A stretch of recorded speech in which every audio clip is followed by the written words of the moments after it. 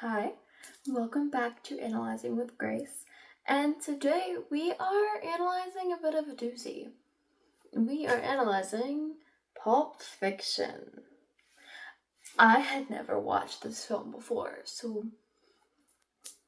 yeah, doozy for sure. It was a really interesting film. First off, it had a non-linear narrative structure, so the fact that we were going from different things just like that, it kind of has a little purpose of just throwing you around. And it definitely did for me. There were parts in it where I was like, what are we doing? But I think part of it was the point. Because this film does a big, like the main thing in this film is how it blends genres and it subverts its audience's expectations. So let's get into that. We start off, I'm gonna focus on this part mainly because this film is really expansive. There's so much happening in each part of this film. So if I try to talk about all of it, like I usually do with the other ones, I'll talk about most of it. But if I try and do our whole plot summary like I do with the other ones, I'll be here for an hour. And I want to get some dinner, and I know whoever's watching, you don't want us to be sitting here for an hour. Or maybe you use this as ASMR to fall asleep to. Whatever. If my voice is that boring, go ahead. You do you. Whatever gets me of you. I didn't mean for that to rhyme, but it did. So I'm just going to focus on the main parts that stuck out to me as genre blending / I did not expect this. It subverted my expectations because of the genre blending. And I feel like the main genres that it blended were crime, like a crime kind of mob or mafia type film with just a comedy. And I know every film has most films, obviously, not all, most films have a comedic aspect to them, but they're not all gonna have comedy elements, obviously, because then there'd be way less genres out in the world. But anyways, most films romance, even if it's not a rom-com, it's gonna be a little bit funny. Same with action and mystery and things like that. They're always gonna be a little bit, there's gonna be comedic elements to help break the tension. But this, Pulp Fiction brings a whole just crime, mafia, comedy, kind of blends them together instead of just smacking them with each other. It's very blended elements, and I liked how they did it. It's directed by Quentin Tarantino, and he's actually in it. He put himself in a little role, which is very cool. I love when directors give themselves little roles or cameos. It's always really fun to me. But unfortunately, the part that I'm highlighting is the part that he's not in. Not because I hate him or anything. Great writer. That movie was so, intriguing. I'm thinking, what did he do to think of this? Nothing against him, just the scenes that I'm going to focus on don't have him in it, because he's just in a small part. I noticed it too, because I was like, I swear that's him. And that was right. Anyways, our film starts off with this couple sitting in a diner. Their food's long gone, the nurse, whoa. This is how you know this is real, because this is how you know you're getting authentic stuff, because I just don't know what I'm saying. The waitress comes by and gives, refills their coffees that they're nursing. That's what I was trying to say. There's a bunch of, already smoked cigarettes in a little ashtray on the table. They're not eating any food, I don't think. Like I said, the waitress is just coming by to fill their coffees. You can tell they've been there for a while, just doing whatever. And they give each other little pet names, like Pumpkin and Honey Bunny. And for the sake of the film, later in the film, the guy that gets called Pumpkin gets called Ringo by one of our main characters. So I'm going to call him Ringo, because he's Australian. That's why they did it. That's a comedic element. I'm going to call him Ringo, and I'm going to call her Honey Bunny. Because they say her name later in the film, but I just like Honey Bunny better, and this is my video, so I can do what I want. Anyways. So they're just sitting, they're chatting about whatever. They're like a crime couple. They rob places for money.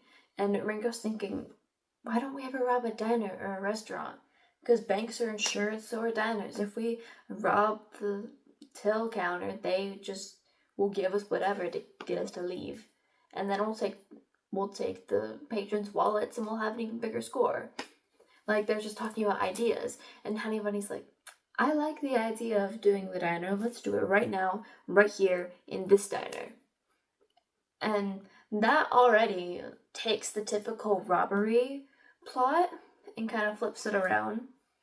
Because, like Ringo said, in the film, usually they're robbing banks. Like, usually banks or vaults is the perfect heist or robbery that we see. They do the classic, get on the ground, like, don't do anything stupid and we won't hurt you or anything, and like, let's get your like supervisor to open the safe for us. Like, that's typically what we see in like a bank or just a robbery in general. And everyone's like on the floor, hands behind their head. There's like a one lone hero either jumping in front of a bullet or getting shot, or he's on the ground with a gun. And it's usually, well, one I'm thinking of is from, I believe it's Point Break. Great film, Keanu Reeves. This like police officer, he just played police officer. Police officer's like on the ground and he's like reaching for his gun, and one of the dudes is like, no, don't do it, man, it's not worth it. But the dude does it and then he gets shot. So things like that, like that was a very typical, like, not typical in a bad way, just typical in like, it's a classic. And they're kind of taking the classic and spinning it around. So they're in this diner, and I think Ringo stands on the table or on his seat, and he's like, alright, this is a robbery, get down. And Honey Bunny's like, she's got her gun, and she's shouting at them, if any of you guys do anything, I will you up. Like, she's serious, like, and it was kind of funny to me. That's the part, one of the parts that made me laugh, that usually you wouldn't be laughing at. I was like, okay. Like, I thought it was kind of funny. I chuckled. And then that's where we get our Pulp Fiction title slide, which is kind of funny because it makes you forget about it. Well, not in a bad way. Like, at first you don't forget about it, because for me, I was like, wait, what happened? Because it doesn't go back to them after the title slide and the like title sequences. It doesn't go back to them, which was, I was like, what happened? I want to know if they do the robbery or not.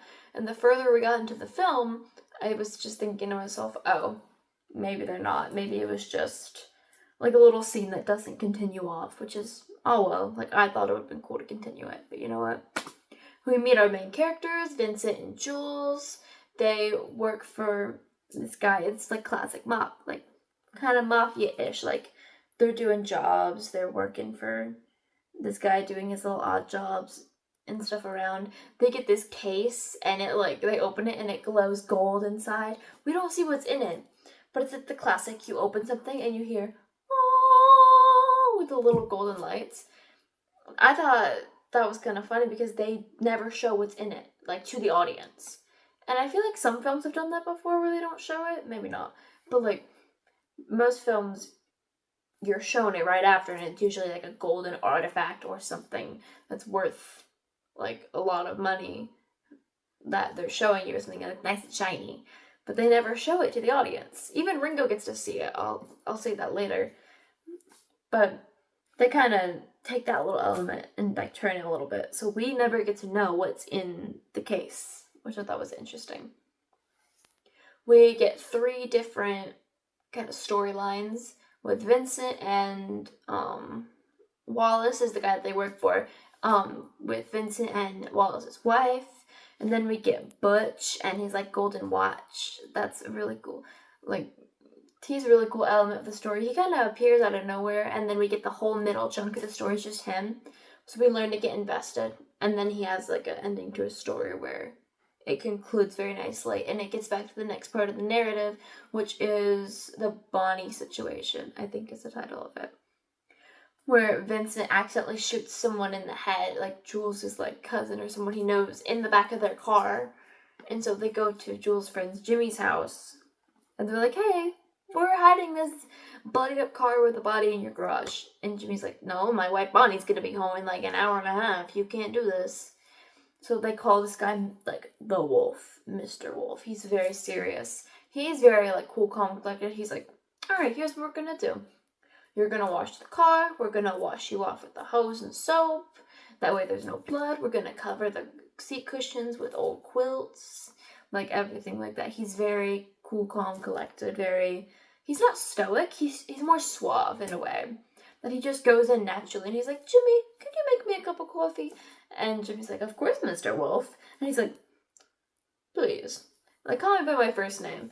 And he does that to Vincent and Jules at the very end after they're like, thank you, Mr. Wolf. And they shake hands. And he's like, peace. So that was a very cool element to the film. And so we go through these different story elements to get back to, which I didn't know we were getting back to that. Like later we see, like as they're coming back, they're like, let's stop and get food. Because Vincent goes, do you feel like getting food with me? And Joel's just like, sure. And they're sitting in this diner. We don't realize it's the same diner that Ringo and Honey Bunny are in. We realize that in a few minutes. But Jules was talking about how earlier they were going to get shot at, but the bullets just went right past them into the wall. And he's like, it was a sign from God. It was divine intervention. Like, I'm going to take that as my sign. I'm going to retire. And Vincent's like, dude, don't retire. And so they're just having like a little bickering between friends. They crack jokes and they laugh about different things. And Vincent's like, I'm going to go to the bathroom. So he takes like his book that he's reading and he goes and sits in a bathroom stall. And Jules is just sitting to himself, eating his food. I forget what it's like pancakes. Or he's got a muffin and coffee. Vincent's got pancakes and like sausage and bacon. I don't know why that's important. I just thought it was cute. Like just they're just having a typical little breakfast. And then like after that, it's kind of the typical like your silence gets interrupted. And so that's when we hear the, everybody get on the ground right now. This is a robbery. They're just like into it, which is usually what we expect. But again, this film kind of flips our expectations around. So Ringo's got like the diner's manager or the owner and makes the owner, he's got his gun pressed to the owner's head and he's like, tell them it'll all be alright. Tell them not to intervene. Tell them it'll be over soon if they just stay put. And then he repeats those things. And Ringo's got like a garbage bag and he's taking stuff from the register. And meanwhile, Honey Bunny's going around collecting people's wallets. And I think Ringo's doing the same. They're like going to different parts of the diner. Meanwhile, Vincent's still in the bathroom. We get clips to him. He's reading his book. He's just...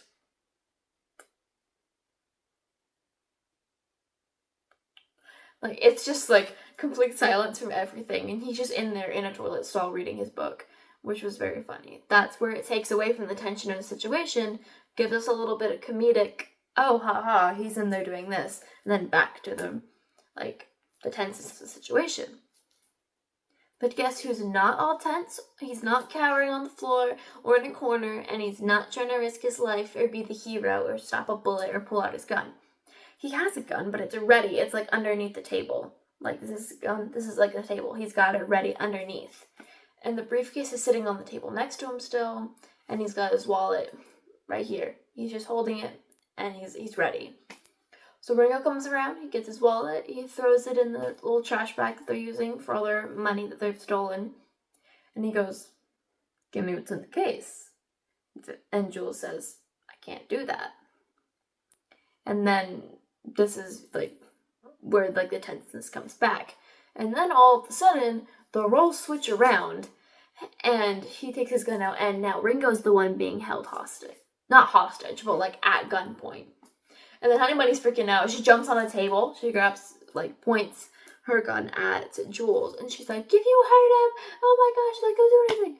And he's just, like, they're both sitting. Like, Ringo and Jules are sitting across from each other. And, like, Jules has his gun pointed, like, right at him. So we can just see they're just sitting there. And he's like, tell her to be cool. Tell her that if he just to not do anything, and she'll be okay. You'll both be alright if you don't do anything stupid. Just like how Ringo told that to the owner of the diner. So you're kind of flipping it on its head, where instead of the robber we just had, the robber do that to, the typical owner or manager or supervisor. And now the robber's the one being told to say things like that so that no one does anything stupid and no one will get hurt by someone that he just robbed, that he just took his wallet from him. So that's what the movie kind of does, to flip your expectations on its head. And you go, oh, I was not expecting that. And then we get the little comedy thing in it where he goes, tell her you love her. And he goes, I love you, honey bunny. And he goes, tell her you're proud of her. I'm proud of you, honey bunny. And I'm just sitting there like, I'm waiting to see what happens. And not in the usual tense, like, edge of your seat anticipation way. I'm waiting in like the, what are they gonna do, like, plot-wise? Throughout this whole film, I haven't known what to expect at all.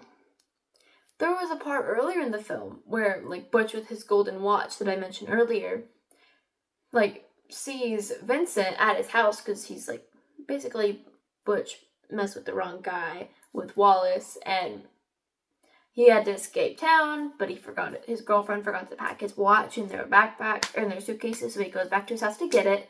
And Vincent's in his bathroom, you hear the toilet flush, and you see a gun on the counter. Butch grabs the gun, and Vincent comes out of the bathroom. They see each other, they just stare at each other. And they're just staring in silence. And I thought it was going to be the typical, because Butch has a weapon, so I thought Vincent was going to pull out a weapon, and then they were going to do a classic standoff, and they were going to fight around the house. But no, all of a sudden, I think Butch had like a mechanical firearm where it just shoots multiple rounds at once, and that's what happens. He just shoots it multiple rounds at Vincent, who falls over backwards through the shower into the bathtub. So there's glass and bullet wounds in him, and he's deceased, like, he's dead, like Butch killed him. You can hear me going, oh, I can handle gore just fine. But I was like, oh, as in, I did not at all expect the plot to do that. They, like, switched certain things with typical genres or scenes and scenarios and did something slightly different to make you, like, give a reaction, like, oh, like, basically to say the classic, I wasn't expecting that, like, and I was not expecting that at all. I was not expecting him to do that, especially because we see Vincent later in the story alive, but because of the film's non-linear plot structure, these events happened before, but we're seeing them later in the film. So we still get to see his character. We just know that later in the day or the next day, he's dead. So it's kind of interesting when they do that with non-linear plot structures, where we know things that have happened, but not in the right order, because the certain type of order that they put it in gives us different contexts. And Vincent is just living his life. He's eating his pancakes. He's joking with his, like, coworker, his, like, partner, basically. Like, they do all their jobs together and stuff. They just got done, like, covering up blood in a car after they, like, interrogated people, and he accidentally shot someone in his back seat, and he's in a bathroom reading a book. But yet he's going to die later in the timeline of his life. Like, he's going to die in the next 24 hours. And we know that because we saw that scene earlier in the film. And we just circled back to something in the beginning. We have middle scene, the beginning scene, and we're circling back. So even though the middle scene happens where Vincent passes away before, like, the scene where he's still alive, doesn't mean that it happened like that chronologically. And that's the power of non-linear plot structures. I think they're very good if you use them right.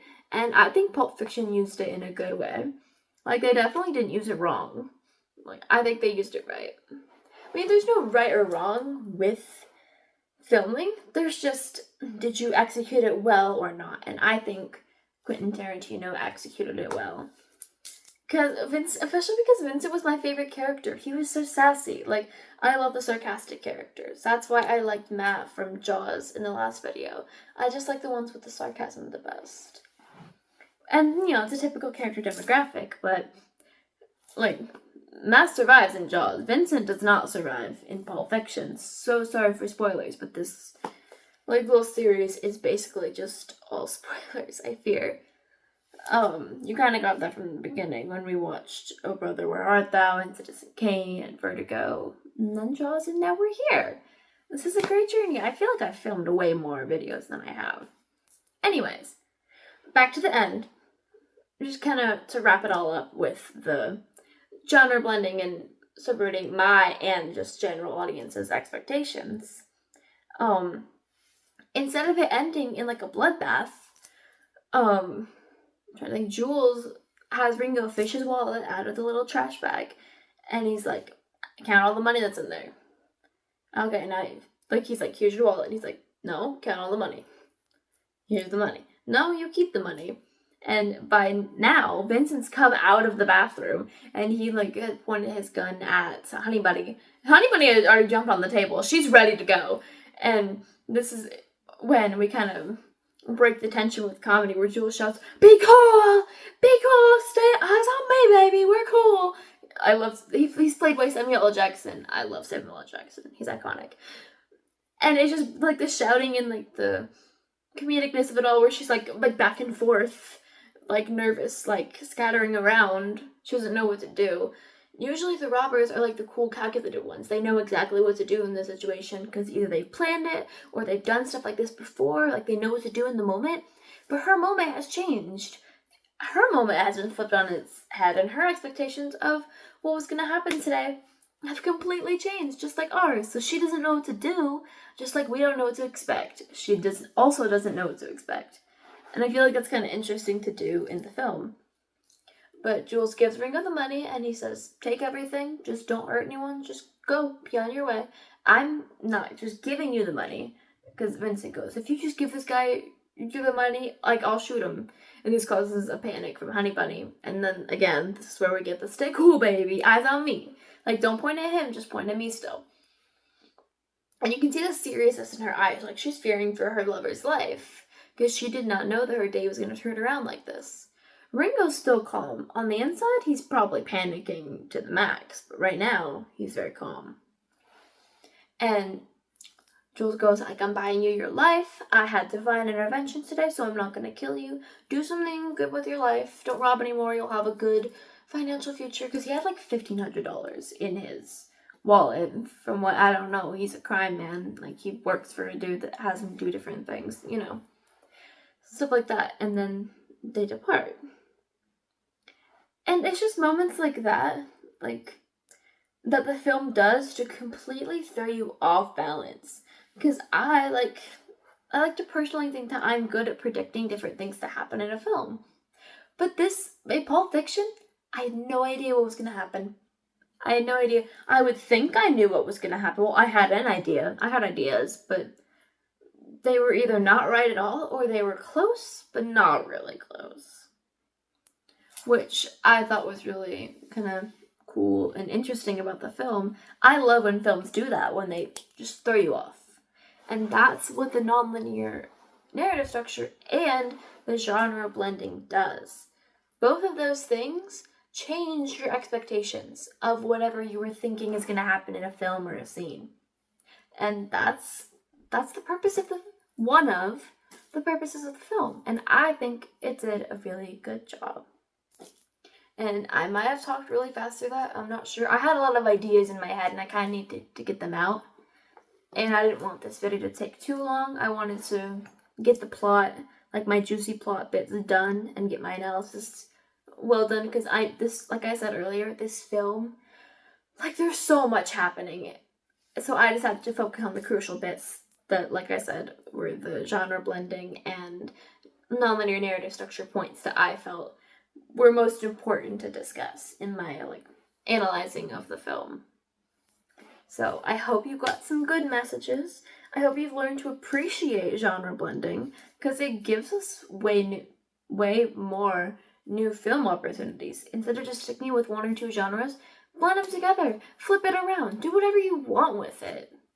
The more unexpected you make a film, as long as it still makes sense in a way, mostly, then you're golden. Like, if you're trying to make film, do what you want with it. Flip things around, turn things on its head, put your style, your spin. Don't do things in a linear structure. You don't have to do it like chronologically. Do what you want with it, because the only thing that matters is if you make a good film that has good message towards a good audience. And I mean, I think Pulp Fiction was a good film. I liked it, and it had like a really interesting plot.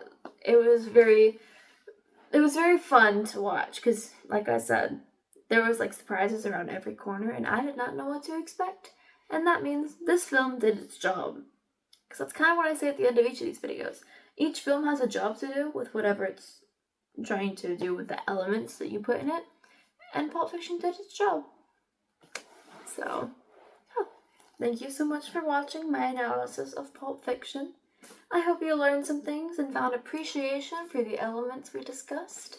And yeah, have a great rest of your day if you're watching this later. Have a great day if you're watching this really early. Have a great night if you're watching this really late. Have a great. Thank you for watching.